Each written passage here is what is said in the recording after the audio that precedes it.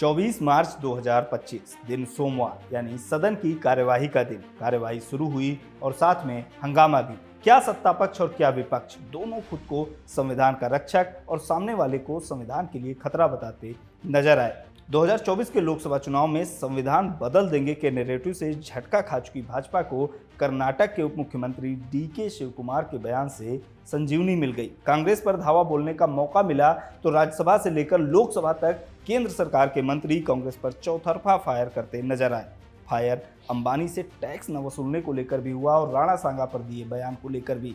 लेकिन आज ही वो भी फैसला आया जिस पर दोनों पक्षों के लोग सीज फायर के लिए सहमत हो जाते हैं, सांसदों की सैलरी बढ़ाने का फैसला। नमस्कार, मेरा नाम है गौरव श्यामा पांडे और आप देख रहे हैं पार्लियामेंट स्ट्रीट, जहां हम बताते हैं आपको कि आपके चुने हुए जनप्रतिनिधियों ने आज पूरे दिन भर क्या क्या किया। शुरुआत करेंगे राज्यसभा से, जहां कामकाज शुरू होने के पहले मिनट में ही हंगामा शुरू हो गया। केंद्रीय संसदीय कार्य मंत्री किरेन रिजिजू कांग्रेस पार्टी पर भड़के नजर आए। कांग्रेस पार्टी पर मुस्लिम आरक्षण के लिए संविधान बदलने के प्रयास का आरोप लगाया। These people, they are talking about constitution. They are carrying the photograph of Baba Saheb Ambedkar, but their people officially makes a statement to change the constitution of India. I want the Congress president who is sitting here in the house to make very specifically clear about the Congress party's position. How and in what manner you want to change the constitution of India to provide reservation to Muslim community? Rijiju के बाद आए JP Nadda, केंद्रीय स्वास्थ्य मंत्री और भाजपा अध्यक्ष। वो भी कांग्रेस पर जमकर बरसे। कहा ये लोग बड़े संविधान के रक्षक बने फिरते हैं और संविधान की धज्जियां उड़ाने का काम करते हैं। वहाँ के डिप्टी चीफ मिनिस्टर हैं जिसके बारे में रिजिजू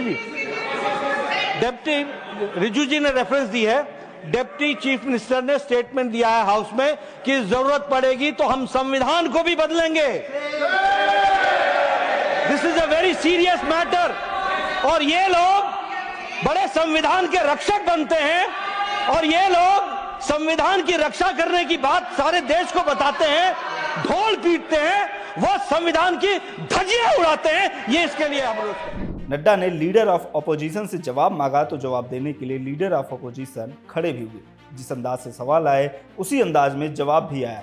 कहा कि संविधान कोई बदल नहीं सकता, आरक्षण कोई खत्म नहीं कर सकता। मैं यही कहूंगा, कौन सा वो आदमी इनको कहा देश का संविधान बदलने वाले हैं? देश का संविधान जो डॉक्टर बाबा साहब अम्बेडकर ने बनाया वो कोई बदल नहीं सकता। रिजर्वेशन भी कोई खत्म नहीं कर सकता और उसकी रक्षा के लिए हम कन्याकुमारी से कश्मीर तक हमने पूरा भारत जोड़ो यात्रा की। ये भारत तोड़ो करने वाले ये सब रिजर्वेशन के धज्जे उड़ाने वाले लोग अधिकार नहीं है, उसको पता नहीं है। कोई मेरे पार्टी का भी इसके बाद दोनों तरफ से हंगामा शुरू हो गया। रिजिजू इतिहास याद दिलाने लगे तो खड़गे संघ नेताओं के बयान। इन सब के बीच महज 9 मिनट की कार्रवाई के बाद सदन की कार्रवाई 2 बजे तक के लिए स्थगित कर दी गई। 2 बजे कार्रवाई फिर शुरू हुई और फिर से वही दृश्य दिखाई दिया। कांग्रेस के अध्यक्ष जो कि राज्यसभा में नेता विपक्ष भी हैं और भाजपा अध्यक्ष जो कि राज्यसभा में सदन के नेता हैं, दोनों एक दूसरे से भिड़ते नजर आए। एक बात यहाँ पर निकली संविधान को बदलने की और चंद सदस्यों ने और खासकर मिनिस्टर रिजिजू ने यह मुद्दा उठाया और उसको समर्थन करने में भी हमारे सदन के नेता भी उसको समर्थन करें। मुझे यही कहना है, ऐसी कोई बात कर्नाटक के मिनिस्टर ने नहीं कहा। संविधान बदलने की बात कोई नहीं कहा, कोई नहीं भी कहेगा हमारे तरफ से। अगर कुछ को होगा संविधान बदलने की बात जो बार बार आती है उधर से आती है, इधर से नहीं। प्लीज माननीय उधर से आती है। प्लीज और माननीय चेयरमैन साहब ने ऑलरेडी ऑथेंटिकेट करने के लिए नहीं। कहा, it is under his consideration, so please sir all please देखिए, नहीं वो इसीलिए जी मैं ये कहना चाहता हूं आपको, आप निष्पक्षपात से सोचिए, अपने हृदय पे हाथ रख के सोचिए, क्या भागवत जी ने नहीं बोला सर? प्लीज प्लीज प्लीज क्या नहीं बोला संविधान का? और कई एमपीज बोले, यहाँ तक कि आरएसएस बीजेपी के लोग ये बोले कि अगर हमको 2/3 मेजोरिटी आएगा हम संविधान बदल के रहेंगे। लीडर ऑफ ऑपोजिशन ने जो बात कही है वो सरासर झूठ और गलत है। कांग्रेस का इतिहास रहा है, चाहे वो कर्नाटक की विधानसभा रही, कर्नाटक के विधानसभा में ठेकेदारों को कॉन्ट्रैक्ट देने के लिए 4% का रिजर्वेशन का प्रस्ताव पारित किया है। 4% का। ये अंबेडकर के रखवाले बनते हैं, उपसभापति जी, ये अंबेडकर के रखवाले बनते हैं। सरदार पटेल ने और अंबेडकर ने कहा कि reservation on the basis of religion will not take place. धर्म के आधार पर रिजर्वेशन नहीं होगा। इन्होंने तेलंगाना की विधानसभा में पहले तो इन्होंने एससी का, एसटी का और ओबीसी का हक मार करके रिजर्वेशन मुस्लिम्स को, माइनॉरिटीज को देने का काम किया है। और इन्होंने बैकडोर एंट्री क्या की है? बैकडोर एंट्री ये की है कि माइनॉरिटीज को, मुस्लिम्स को स्पेसिफिकली ओबीसी में बैकडोर से एंट्री देने का भी काम, कुछ से प्रयास इन्होंने किया। दोनों तरफ से नारेबाजी जारी रही, जिसके बाद पहले 15 मिनट और फिर पूरे दिन के लिए सदन की कार्रवाई को स्थगित कर दिया गया। सत्ता पक्ष जिस बयान को हथियार बनाकर कांग्रेस पर संविधान बदलने की तैयारी करने का आरोप लगा रही है, वो बयान आया कर्नाटक से। कर्नाटक सरकार सरकारी ठेकों में मुस्लिम समुदाय के लिए 4% आरक्षण का प्रावधान लेकर आई है। इस पर खूब बहस चल रही है। इसी बीच एक टीवी चैनल के कार्यक्रम में कर्नाटक के उप मुख्यमंत्री डीके शिवकुमार से इस बारे में पूछा गया। एंकर ने पूछा कि संविधान भी धर्म के आधार पर आरक्षण की अनुमति नहीं देता। इस नीति को कोर्ट में चुनौती दिए जाने की संभावना है। इस पर डीके शिवकुमार ने जवाब दिया, इंतजार करते हैं, मुझे पता है कि लोग कोर्ट जाएंगे, हमें भी अच्छे दिन का इंतजार करना होगा, वह दिन आएगा। बहुत सारे बदलाव हुए हैं, संविधान बदल रहा है और ऐसे फैसले हैं जो संविधान को बदल देते हैं। उन्होंने ये बात अंग्रेजी में कही थी, हमने आपको उसका हिंदी अनुवाद बताया। उनके इस बयान पर बवाल मच गया। भारतीय जनता पार्टी के नेताओं ने कहा कि कांग्रेस पार्टी मुस्लिम आरक्षण के लिए संविधान बदलने की तैयारी कर रही है, जिसका विरोध खुद डॉक्टर अंबेडकर ने किया था। जहां भाजपा डीके शिवकुमार के बयान को लेकर हमलावर है, वहीं कांग्रेस पार्टी सफाई देती हुई नजर आ रही है कि डीके शिवकुमार ने ऐसा कुछ नहीं कहा। डीके शिवकुमार के बयान पर बवाल लोकसभा में भी जारी रहा। 11 बजे कार्रवाई शुरू हुई। 11:03 पर 12 बजे तक के लिए स्थगित कर दी गई। मैं जिन पर पोस्टरबाजी करेंगे उनके खिलाफ कार्रवाई करूंगा। मैं फिर निवेदन कर रहा हूं, आप पोस्टर लेकर सदन में नहीं आएंगे। सदन में लेकर पोस्टर आएंगे तो मैं माननीय सदस्य कार्रवाई करूंगा। ये तरीका ठीक नहीं है। 12 बजे लोकसभा फिर शुरू हुई। केंद्रीय संसदीय कार्य मंत्री किरण रिजिजू ने डीके शिवकुमार के बयान का हवाला देते हुए कांग्रेस पर वही आरोप लगाया जो राज्यसभा में उन्होंने लगाया था। जो संवैधानिक पद पर बैठा हुआ है, कांग्रेस पार्टी का वरिष्ठ नेता संवैधानिक पद पर बैठ करके ये कहता है कि मुसलमानों को रिजर्वेशन दिया जाएगा और भारत के संविधान को बदलाया जाएगा। आप बताइए अध्यक्ष महोदय, यह सदन कैसे चुप बैठ सकते हैं? सरकार इस मुद्दे को, आप लोग बैठ जाए, बोल रहे हैं पार्लियामेंट्री अफेयर। सर, ये बहुत गंभीर मुद्दा है। 1947 में जब मुस्लिम लीग ने कांग्रेस पार्टी का सारा सदस्य, आज सुन ले, आप सुन ले, 1947 में जब मुस्लिम लीग ने प्रस्ताव लाया था कि मुसलमानों के लिए संवैधानिक उनका रिजर्वेशन होना चाहिए, मुस्लिम रिप्रेजेंटेशन का मुद्दे 1947 में आया, 28 अगस्त 1947 में सरदार पटेल जी और पूरे संविधान सदन ने उस समय रिलीजियस रिजर्वेशन को खारिज किया था। भारत के संविधान में धर्म के नाम से कोई रिजर्वेशन नहीं हो सकता है। आज कांग्रेस पार्टी का संवैधानिक पद पर बैठ करके वरिष्ठ नेता जब बोलता है कि संविधान को बदलाया जाएगा मुसलमानों को रिजर्वेशन देने के लिए, ये हम मंजूर नहीं हो सकता है।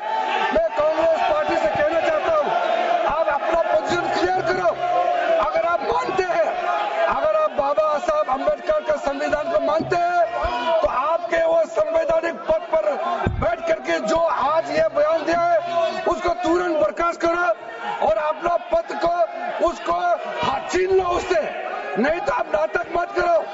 आप वहां कहते हो कि मुसलमानों को रिजर्वेशन देंगे और यहाँ बाबा साहब का फोटो लेकर के आप नाटक करते हो। कांग्रेस पार्टी बाबा साहब का नाम को लेकर के संविधान किताब को जेब में हाथ में लेकर के नाटक करते हो। महज 5 मिनट के भीतर एक बार फिर से सदन की कार्रवाई स्थगित कर दी गई। 2 बजे कार्रवाई फिर से शुरू हुई। लोकसभा में वित्त विधेयक पर चर्चा शुरू हुई। चर्चा की शुरुआत करते हुए तिरुवनंतपुरम से कांग्रेस सांसद शशि थरूर ने केंद्र पर केरल के साथ भेदभाव का आरोप लगाया। ये भी कहा कि देश में केवल 2% लोग ही इनकम टैक्स देते हैं और उसकी वजह बेरोजगारी है। इसके बाद भाजपा सांसद निशिकांत दुबे आए। उन्होंने अपनी सरकार की ओर से बजट में किए गए प्रावधानों की तारीफ तो की ही, कांग्रेस की पिछली सरकारों को घेरने में भी कोई कसर नहीं छोड़ी। निशिकांत दुबे ने कहा कि 1966 में रिलायंस इंडस्ट्रीज आई, लेकिन 1998 तक 1 रुपए टैक्स नहीं देती थी। 1966 में रिलायंस, हमारी सरकार को बहुत कहा जाता कि अडानी की सरकार है, अंबानी की सरकार है।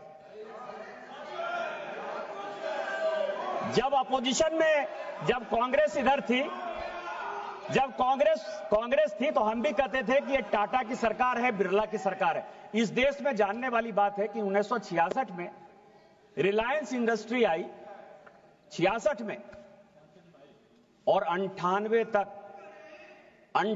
तक मैं ऑन रिकॉर्ड ये बात कर रहा हूं मिस्टर कार्ति चिदंबरम, 98 तक रिलायंस इंडस्ट्री 1 रुपया टैक्स नहीं देती थी इस देश में।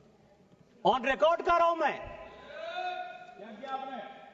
87 में उनको परेशान करने के लिए माननीय Rajiv Gandhi ji minimum alternative tax mat लगाया 1987 में, और 88 में उसका इंप्लीमेंटेशन रोक दिया। निशिकांत दुबे ने राजीव गांधी का नाम लिया तो गौरव गोगोई ने इस पर आपत्ति जताई। स्वर्गीय प्रधानमंत्री पर ये जो आरोप लगा रहे हैं कि एक विशेष कंपनी के मद्देनजर रखते हुए एक सरकारी कानून लाया गया है, ये पूरी तरीके से उनके छवि को धूमिल करने का। निशिकांत दुबे ने ऑनलाइन गेमिंग और सट्टेबाजी को बड़ा खतरा भी बताया। ये भी बताया कि कोई ऐसा गांव शहर नहीं जहां युवा माँ बाप की गाढ़ी कमाई सट्टेबाजी में न लगा रहे हों, और अंत में ये भी बताया कि इसे रोकने के लिए उनकी सरकार ने कदम क्या उठाया।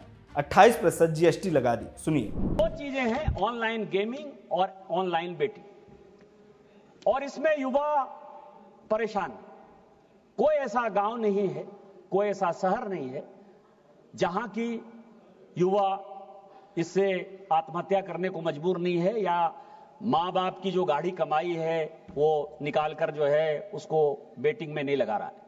इसमें भी राज्य सरकार का विषय था।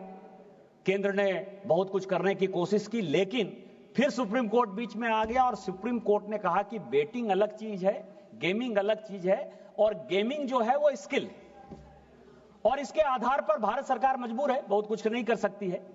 लेकिन अभी GST की बात कहे कि कहीं 2 स्लैब है, हमारे यहां जो है 3-4 स्लैब। उस स्लैब के पीछे आपने रीजन समझा कि क्या स्लैब है? यदि गरीबों को हमको खाना पहुंचाना है, किसानों को मदद करना है, तो क्या 0% ड्यूटी नहीं होनी चाहिए? लेकिन इस गेमिंग पर भारत सरकार ने क्या किया? पूरी दुनिया जो है पूरे परेशान है इसके कारण से। कई एक लोगों को लगता है कि हमने क्या कर दिया। 28% GST इस गेमिंग पर लगता है। इसके लिए आप भारत सरकार को नहीं कहेंगे, और इस कारण से जो गेमिंग की एक बड़ी इंडस्ट्री क्रिएट हो रही थी इस देश में, वो तहस नहस हो रही है। निशिकांत दुबे कांग्रेस सांसद गौरव गोगोई को सीखने के लिए जरूरी चीजों की क्लास देते भी नजर आए। चिल्लाने से कुछ नहीं होता है गौरव जी, समझने से होता है, समझदारी से होता है, जानकारी से होता है। हम मजदूरी करते हैं, पढ़ते लिखते हैं। आपको पता है विद्यार्थी के 5 गुण क्या होते हैं? काक चेष्टा, बको ध्यानं, स्वान निद्रा तथैव च अल्पाहारी गृह त्यागी विद्यार्थी पंचलक्ष्मी। जब ये 5 चीज आप में होगा ना तो आप सीखोगे। यदि 5 चीज नहीं होगा, कौवे की तरह चेष्टा होनी चाहिए, काक चेष्टा, बको ध्यानम, बगुला की तरह ध्यान होना चाहिए, स्वान निद्रा, कुत्ते की तरह जो है नींद होनी चाहिए, अल्पाहारी, कम खाना चाहिए, और गृह त्यागी, घर छोड़ के मतलब पूरा दिन रात जो है बिजनेस मतलब अपने क्षेत्र के जनता के बीच में लगोगे तो उसके बाद समझ पाओगे। यदि ये 5 गुण नहीं होगा तो नहीं सीख पाओगे आप। वित्त विधेयक पर बोलने के लिए खड़े हुए अनुराग ठाकुर ने राणा सांगा पर दिए बयान को लेकर भी विपक्ष को घेरा। राणा सांगा की बात कही गई, ये विपक्ष के नेताओं से मैं कहना चाहता हूं, हमारे पूर्वज, हमारे नायक भारत के गौरव, ये इनको अपमानित करने का बार बार प्रयास करते हैं। उनकी छवि को धूमिल करने की इनकी आदत बन गई है। सर, मैं पूछना चाहता हूं, वोट बैंक के लिए स्वाभिमान को कितनी छोड़ दोगे, कितना नीचे गिर जाओगे?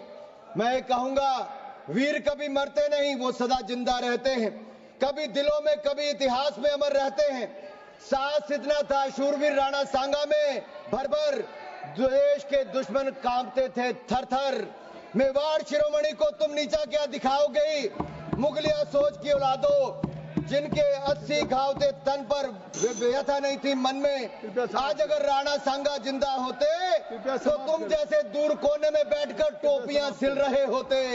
इन सबके बीच संसद से एक महत्वपूर्ण ऐलान भी हुआ, एक जरूरी काम भी निपटाया गया। सांसदों की सैलरी बढ़ गई है। अब तक सांसदों को 1 लाख रुपए प्रति महीने मिलते थे, अब 1,24,000 रुपए प्रति महीने मिलेंगे। डेली अलाउंस भी 2,000 से बढ़ाकर 2,500 रुपए कर दिया गया है। पूर्व सांसदों को अब तक 25,000 रुपए मिलते थे, अब वो 31,000 रुपए मिलेंगे। इस महत्वपूर्ण फैसले और दिन भर संसद के कामकाज पर क्या है आपकी राय? कमेंट बॉक्स में हमें जरूर बताएं। पार्लियामेंट स्ट्रीट के इस एपिसोड में इतना ही। इस एपिसोड को आप तक पहुंचाने में मेरी मदद की मेरे साथी अभिषेक ने। कल फिर से मुलाकात होगी, तब तक के लिए नमस्कार।